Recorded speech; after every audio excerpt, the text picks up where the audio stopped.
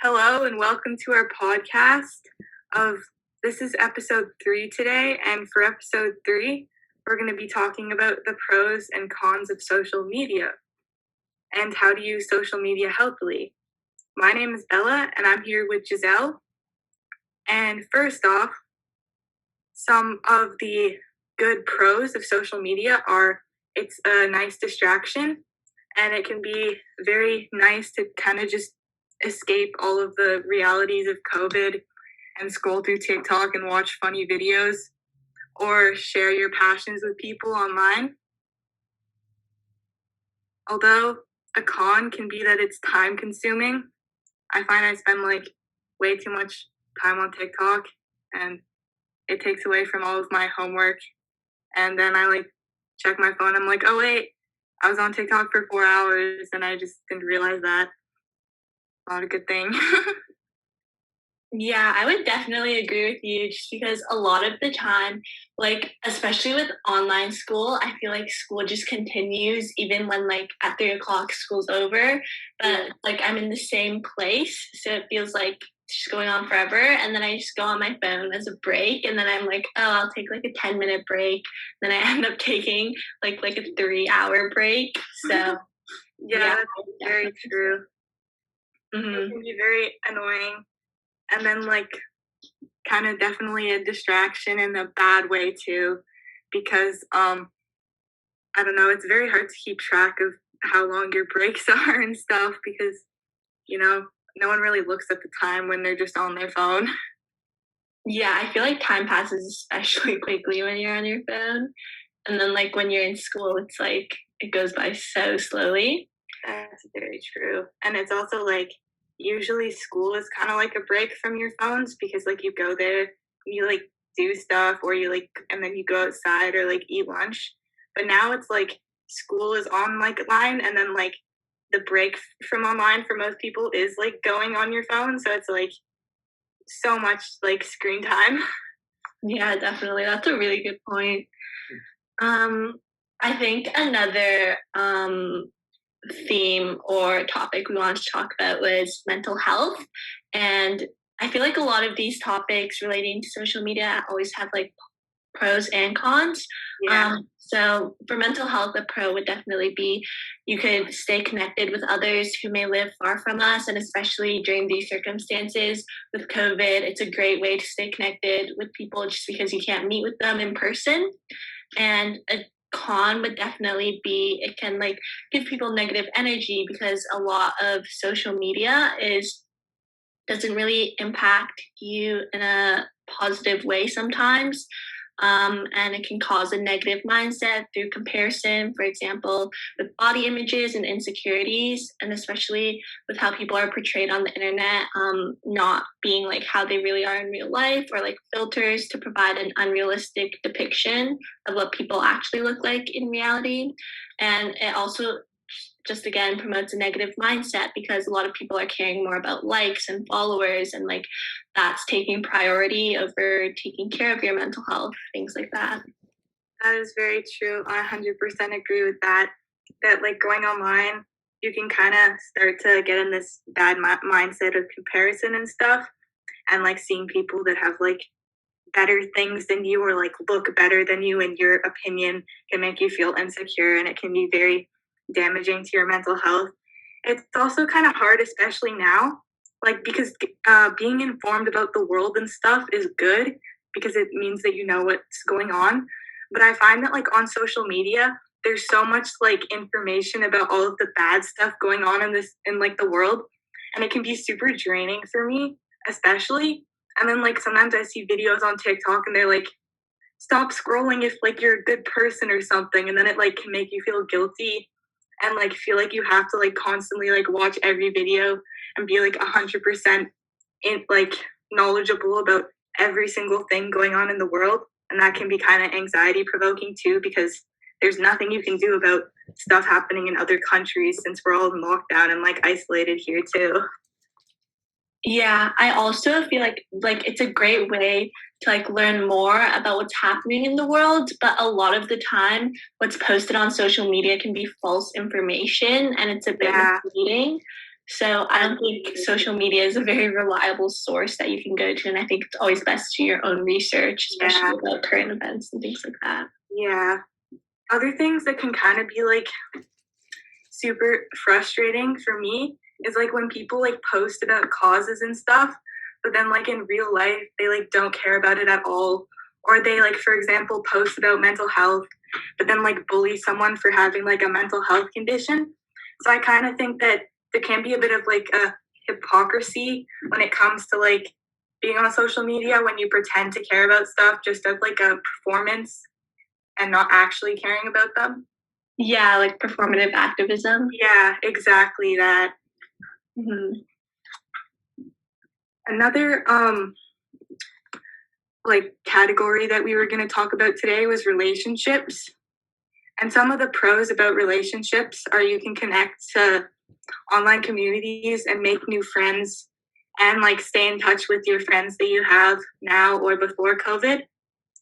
Although a lot of cons can be that like there is a lack of genuine emotion because like texting people doesn't give you the same sort of like genuine connection that talking with people does. And people can think of texting people as like a replacement for that, which can make people super drained of like that connection that people need. Yeah, I definitely agree. A lot of the time I would prefer like hanging out with people in person, especially right now because I'm really missing it. I really don't like it whenever I'm hanging out with someone and we're both just on our phones because I think that also defeats the purpose. So I think that like we said earlier, social media and like technology currently can like help us with contacting people and keeping a strong relationship with people, but also definitely it just lacks a lot of genuine emotions and connections.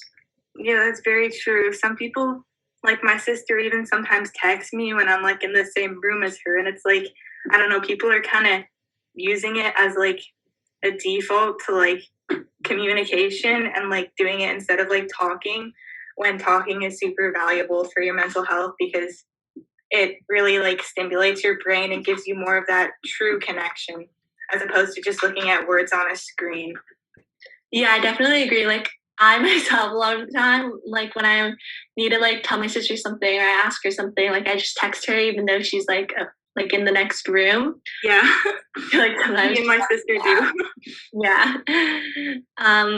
Okay, another thing we want to talk about was learning and education and how social media has an effect on that. And I think we touched briefly on this earlier about how we can learn new things about like world events or topics you're interested. And I think there's also like pros and cons of that because like we said, a lot of information about current events or about things that are happening are unreliable and it's false information. But there are also some like good things on the internet, like some like helpful information, for example, like harm reduction, things like that. And another con, though, is that some content on the internet can be triggering. And yeah, it can be anxiety inducing and to be like overwhelmed by news, things like that. Especially because like when you constantly get fed like bad information, it can kind of just put you in the mindset that like the world is terrible and like just make you feel negative a lot, especially since we're in like a whole COVID situation. So like I feel like if it's for your mental health, like taking a break from like looking at all of the like social media news like on people's stories and stuff is a good thing, and you shouldn't feel guilty about that because every once in a while people need a break from like constantly hearing about news and stuff. Yeah, I think in general, people just need a break from their phones sometimes because a lot of our generation is just always constantly on their phones. Like I've been talking to a lot of my friends and like we've been talking about our screen times and like one of my friends has like I'm pretty sure it was like a 12-hour, like 13-hour screen time and it was like really bad. And yeah. One of my friends has a 12-hour screen time too. It was like an average of 12 hours a day and I was like, whoa. Yeah, like I'm not even awake for 12 hours. I know. That's like a whole day. Yeah. But I also think like there are some benefits of using social media. Like I know a lot of people have blogs on social media or like love to post about things they're passionate about, their interests. It's just a great way to express themselves. I know it's like really convenient for like people from different places of the world to like talk to each other, to meet each other. And especially I found with like a lot of conferences and meetings that organizations want to have, it's like so much easier to do it online because then everyone can like be there instead of like thinking about transportation, thinking about like where you are, things like that. Yeah, I definitely agree with that. And you can also, as Giselle said, like meet a lot of different people. Like for example, you can join like online groups and like talk to like people that have similar interests with you. And like even on TikTok, there's like certain like sections where you can like make new friends. Like if you're like queer, then you can make other like queer friends. Or if you like anime, there's like other people that you can meet that like also like anime or like the same kind of music as you. So it's much easier to find like people that you can relate to because it kind of gives you this connection to like the whole world, not just like the people in like your area of the city. Yeah, definitely. And I think this is kind of like going off social media, more like of technology. But I feel like when like people want to learn a new language or when like they just want to learn something new, like learn how to play the guitar and there are like videos and things like that. I also think like technology in our phones can be helpful in that way. It just helps us like further our abilities, things like that. I feel like. That is definitely true. I agree with that. And lastly, our second part of this episode is about how to use social media healthily. So, the first point that I'm going to make is knowing when to take breaks and step away from it if you're feeling drained. This is something that I kind of have to just, realize because I feel like this is difficult for a lot of people to realize because, like, going on your phone, you kind of just get trapped in like the whole social media world. And even when you feel drained, it's like almost hard to like realize it and you kind of just keep going on it. So you really have to like be mindful and like think to yourself, am I like tired right now? Or like, am I feeling like bad right now? Should I really be on here any longer? But I know that can be very hard to do. Yeah, definitely. And also, like, another point is turning off notifications. I found that that's really helpful, or even just leaving my phone downstairs when I go up to my room and just not having it there. Because, like, I feel like a lot of time when I see my phone, I just want to grab it and go on it and, like, scroll on TikTok or go on Instagram, things like that. And it's just not really great for me. So I definitely think, like, putting that distraction away can also be really helpful when I'm trying to like complete all my schoolwork when I'm behind and I just want to get it all done and just be productive. Yeah, I especially agree with turning on notifications because I feel like when I used to have notifications on my phone, anytime I'd hear like the noise, I'd like instantly go to it because I'd be like, oh, what is there? What is there? So I find that like if you turn off notifications, you can kind of forget that like you're getting notifications on Instagram and just check it when you actually have time instead of just checking it all the time when you hear the sound. And about leaving your phone downstairs, I also agree with that because like my mom makes me leave my phone downstairs and I get a much better sleep and I don't feel super tired and like stay on it late at night. But when I'm on my dad's house, my dad doesn't.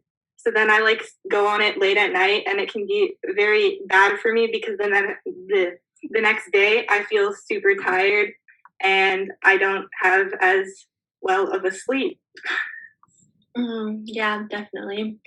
And another thing is logging out of social media apps or removing the apps from your home screen.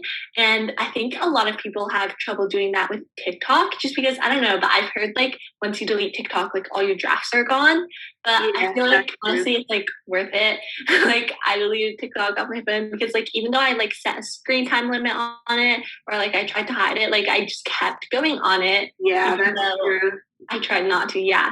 So I think the best way is just delete it. Or like definitely logging out helps just because like you don't want like when you press on the app, you're not automatically logged in. So you have to like go through the steps to log in and it kind of just takes more work and it's like usually you just won't bother to do that. So you're like, oh yeah, I probably shouldn't be on here.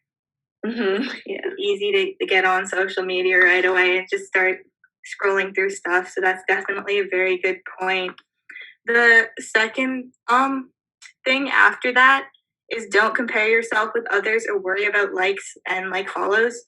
Although I feel like this can be difficult because like even when like I tell myself not to worry about likes and follows, I still kind of do sometimes when I post.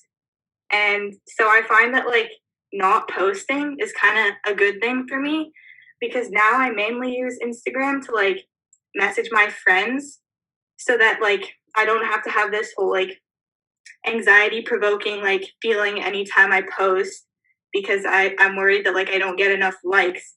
So that is a good thing to do if you feel like you just can't stop yourself from like focusing on likes. Yeah, definitely. And another helpful tip, I think, is to not go on your phone an hour before bed or an hour after you wake up. And I know this is like really hard for all of us, people, especially for me, just because I'm always like checking my phone. Like before I go to bed, I'm like, oh, like let me just respond to this text. Or Yeah, like, me too. yeah, like Yeah, I feel like I have to respond to it.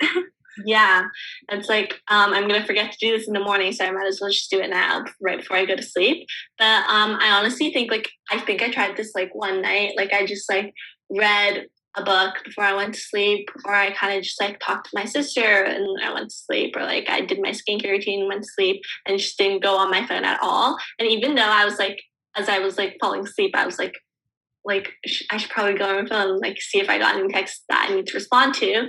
But I feel like on the other hand, it was like really helpful because I don't know like how it works, but I just felt so relaxed before I went to sleep, like compared to other nights. I just think it's like just not going on your phone can be really helpful, especially right before you go to sleep. And when you wake up in the morning, just because like when I wake up in the morning and I wake up like an hour before school actually starts, like sometimes I just do that. Like if I don't like go on my phone, like I feel like I could be so much more productive because sometimes when I wake up, I just go on my phone and then like it's like 20 minutes later when I thought it was 5 minutes later, I've just been on my phone scrolling for that long. So I sometimes like go on my phone and then I like check the time and I'm like, oh, I'm 10 minutes late for class. So it can be very distracting to like go on your phone in the morning because then you kind of forget like what you have to do and are super unproductive. And the last few points are leaving your phone in a different room. As we mentioned above, that like you have to take the effort to like walk into the other room and get your phone. So like sometimes that will help because then you'll be like, it's in another room. I'll just do something else, and you won't be able to like see it in front of you and like instantly pick it up. And then the other point is use blue light glasses or blue light filtering apps to help with eye strain. I use blue light glasses sometimes, and they definitely do help, especially when you're doing online school and you have to just stare at a screen for a long time. So those I would definitely recommend. Yeah. And the other thing is internet safety and being careful of what kind of information you give to people.